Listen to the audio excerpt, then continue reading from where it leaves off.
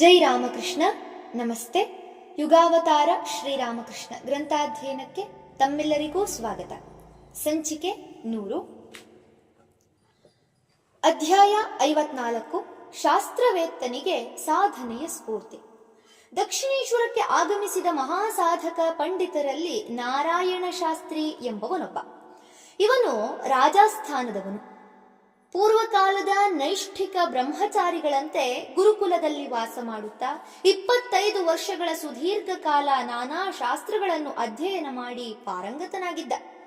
6 ದರ್ಶನ ಶಾಸ್ತ್ರಗಳನ್ನೂ ಅಮೂಲಾಗ್ರವಾಗಿ ಅರಿತುಕೊಳ್ಳಬೇಕೆಂಬ ಹಂಬಲ ಅವನದಾಗಿತ್ತು.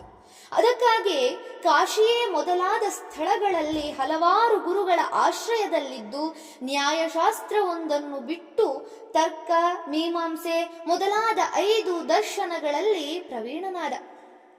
ಬಂಗಾಳದ ನವದ್ವೀಪವು ನ್ಯಾಯಶಾಸ್ತ್ರದ ಅಧ್ಯಯನಕ್ಕೆ ಹಿಂದಿನಿಂದಲೂ ಪ್ರಸಿದ್ಧವಾದುದು. ಅಲ್ಲಿನ ನೈಯಾಯಿಕರಿಂದ ಕ್ರಮಬದ್ಧವಾಗಿ ಕಲಿತ ಹೊರತು ತಾನೊಬ್ಬ ಪರಿಣಿತನೆಂದು ಪರಿಗಣಿಸಲ್ಪಡಲು ಸಾಧ್ಯವಿಲ್ಲ ಎಂದರಿತ ನಾರಾಯಣ ಶಾಸ್ತ್ರಿ ಅದಕ್ಕಾಗಿಯೇ ಬಂಗಾಳಕ್ಕೆ ಬಂದ. ಅಲ್ಲಿ 7 ವರ್ಷಗಳವರೆಗೆ ಓದಿ ನ್ಯಾಯಶಾಸ್ತ್ರದಲ್ಲಿ ಪ್ರಾವೀಣ್ಯವನ್ನು ಗಳಿಸಿ ಸ್ವಸ್ಥಳಕ್ಕೆ ಹಿಂದಿರುಗಲು ಅನುವಾದ. ನಾರಾಯಣ ಶಾಸ್ತ್ರಿ ಅಷ್ಟೊಂದು ಶ್ರದ್ಧೆಯಿಂದ ಶಾಸ್ತ್ರಗಳನ್ನು ಓದಿದ್ದು ಕೇವಲ ಹೆಸರು ಕೀರ್ತಿಗೋಸ್ಕರವಾಗಲಿ, ಅದು ತಂದುಕೊಡಬಹುದಾದ ಐಶ್ವರ್ಯಕ್ಕೋಸ್ಕರವಾಗಲಿ ಅಲ್ಲ.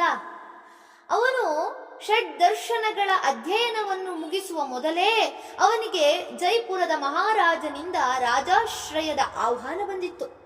ಅದಾಗಲೇ ಆತನ ಪಾಂಡಿತ್ಯ ಅಷ್ಟೊಂದು ಮನ್ನಣೆ ಗಳಿಸಿತ್ತು. ಆದರೆ ಶಾಸ್ತ್ರಿ ತನ್ನ ಅಧ್ಯಯನವಿನ್ನೂ ಮುಗಿದಿಲ್ಲವೆಂಬ ಕಾರಣದಿಂದ ಆ ಆಹ್ವಾನವನ್ನು ನಿರಾಕರಿಸಿಬಿಟ್ಟ. ವೇದಾಂತವೇ ಮೊದಲಾದ ಶಾಸ್ತ್ರಗಳನ್ನೆಲ್ಲ ಓದಿ ಕರತಲಾಮಲಕ ಮಾಡಿಕೊಳ್ಳುವುದೇನೋ ಅಷ್ಟು ಕಷ್ಟದ ಕೆಲಸವಲ್ಲ. ಆದರೆ ಅವುಗಳ ತತ್ವಗಳನ್ನು, ರಹಸ್ಯಗಳನ್ನು ಅನುಷ್ಠಾನದ ಮೂಲಕ ಅನುಭವಕ್ಕೆ ತಂದುಕೊಳ್ಳುವುದೇ ಜೀವನದ ಧ್ಯೇಯ ಎಂಬ ಭಾವನೆ ಅವನಲ್ಲಿ ಬೆಳೆಯುತ್ತಿತ್ತು. ಶಾಸ್ತ್ರಾಧ್ಯಯನ ಮಾಡುವಾಗಲೇ ಆಗಾಗ ಅವನು ಆಲೋಚಿಸುತ್ತಿದ್ದ, ನಾನು ಈ ರೀತಿ ಶಾಸ್ತ್ರಾಭ್ಯಾಸ ಮಾಡುವುದರಲ್ಲೇ ಮುಳುಗಿದ್ದರೆ ಇನ್ನು ಸಾಕ್ಷಾತ್ಕಾರ ಮಾಡಿಕೊಳ್ಳುವ ಸಂಭವವುಂಟೆ? ಈ ಅಧ್ಯಯನ ಫಲಪ್ರದವಾಗುವುದು ಯಾವಾಗ ಎಂದು. ಆದರೆ ಅಧ್ಯಯನವನ್ನು ಅರ್ಧಕ್ಕೆ ನಿಲ್ಲಿಸುವುದು ಒಳ್ಳೆಯದಲ್ಲ. ಏಕೆಂದರೆ ಒಂದು ಪಕ್ಷ ಸಾಧನೆಗಿಳಿದರೂ ಅದು ಸಿದ್ಧಿಸದೆ ಹೋದರೆ ಇತ್ತ ಶಾಸ್ತ್ರಜ್ಞಾನವೂ ಇಲ್ಲ, ಅತ್ತ ಆತ್ಮಜ್ಞಾನವೂ ಇಲ್ಲ ಎಂಬಂತಾದರೆ.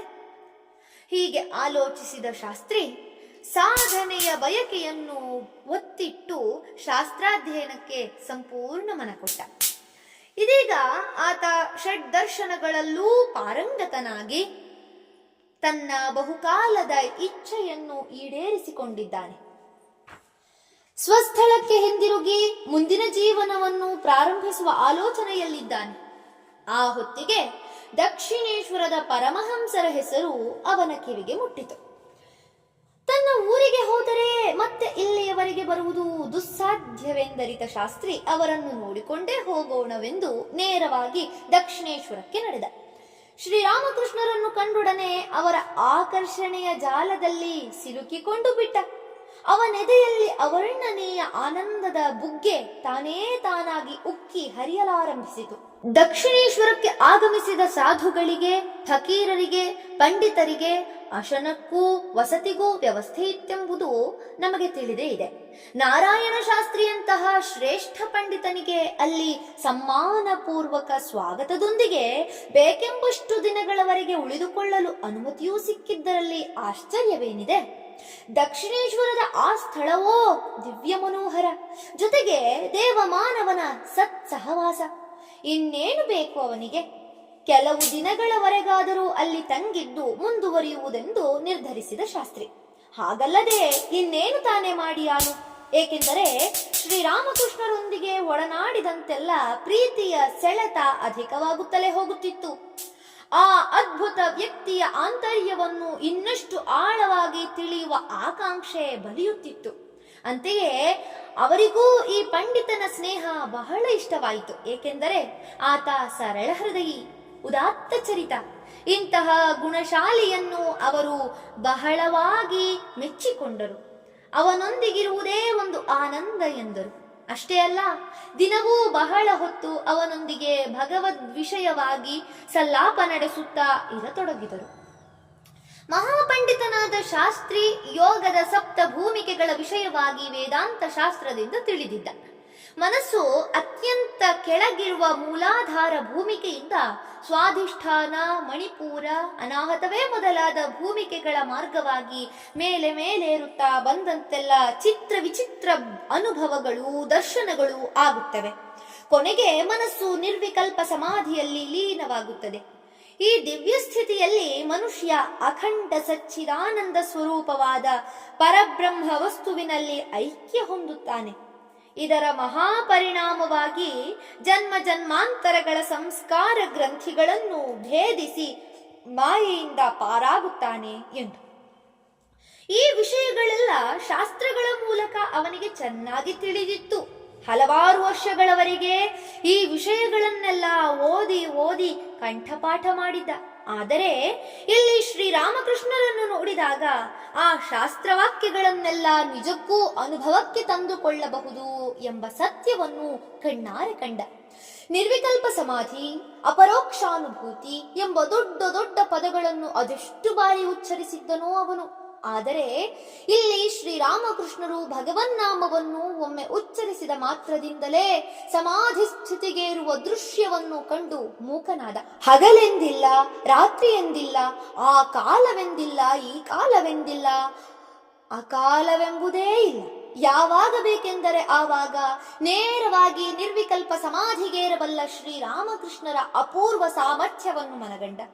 ನಿಜಕ್ಕೂ ನಾನು ಭಾಗ್ಯವಂತನೇ ಸರಿ, ಇಲ್ಲದಿದ್ದರೆ ಗಡುತರವಾದ ಶಾಸ್ತ್ರಗಳ ಗೂಢಾರ್ಥಗಳನ್ನು ತಮ್ಮ ಜೀವನದಿಂದಲೇ ತೋರಿಸಿಕೊಡಬಲ್ಲ ಇಂತಹ ಮಹಾತ್ಮನ ಸಾನ್ನಿಧ್ಯವನ್ನು ಇಷ್ಟು ಸುಲಭವಾಗಿ ಎಲ್ಲರೂ ಪಡೆಯಬಲ್ಲರೆ? ನನಗೆ ದೊರಕಿದ ಈ ಸುಯೋಗವನ್ನು ನಾನು ಸಾರ್ಥಕಪಡಿಸಿಕೊಳ್ಳಲೇಬೇಕು. ಹೇಗಾದರೂ ಮಾಡಿ ಇವರಿಂದ ಬ್ರಹ್ಮಜ್ಞಾನದ ಕೀಲಿಕೈಯನ್ನು ಪಡೆದುಕೊಳ್ಳಲೇಬೇಕು. ಯಾವಾಗ ಯಮನ ಆಗಮನವಾಗುವುದೋ ಬಲ್ಲವರಾರು. ಸತ್ಯವನ್ನು ಸಾಕ್ಷಾತ್ಕರಿಸಿಕೊಳ್ಳದೆ ಸತ್ತರೆ ಸಾರ್ಥಕ್ಯವಿಲ್ಲ. ಊರಿಗೆ ಹಿಂದಿರುಗುವ ವಿಷಯ ಒತ್ತಟ್ಟಿಗಿರಲಿ.